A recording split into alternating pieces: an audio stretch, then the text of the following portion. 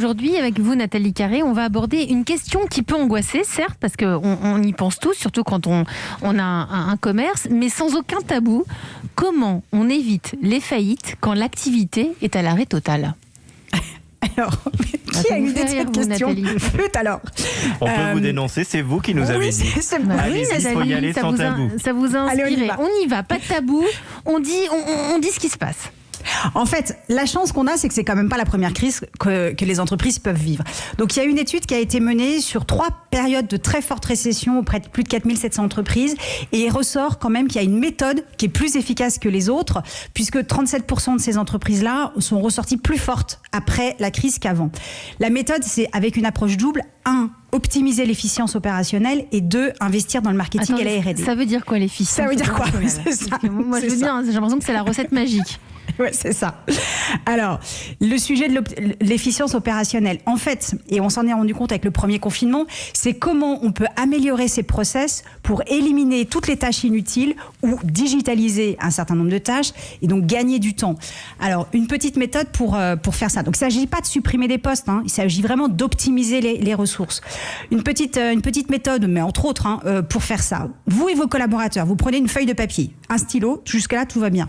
Vous listez vos missions courantes, c'est-à-dire ce qui correspond à votre poste. Voilà.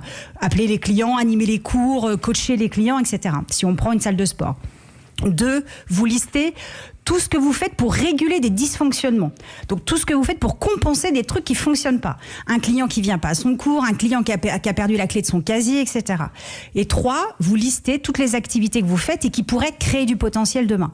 Vous vous formez à une nouvelle technique de coaching, vous discutez avec un fabricant qui vend des machines plus performantes, etc.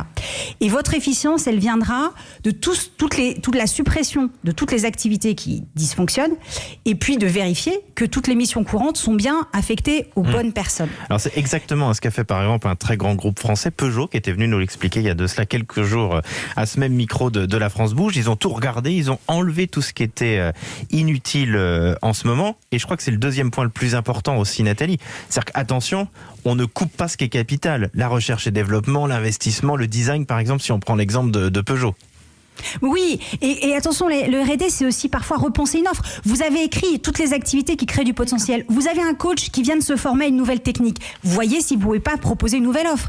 Et puis surtout, le marketing. Là, il ne faut pas penser marge, il faut penser fidélité, lien avec le client. Donc, même si votre salle de sport, par exemple, elle est fermée, continuez à parler avec vos clients, proposez des cours en extérieur, proposez des cours à distance, envoyez des SMS de motivation, faites des newsletters, peut-être même prêtez votre matériel qui est inutilisé à vos clients les plus fidèles, mais il faut absolument maintenir et surtout qui vous recommandent à leurs amis pour augmenter le chiffre d'affaires demain.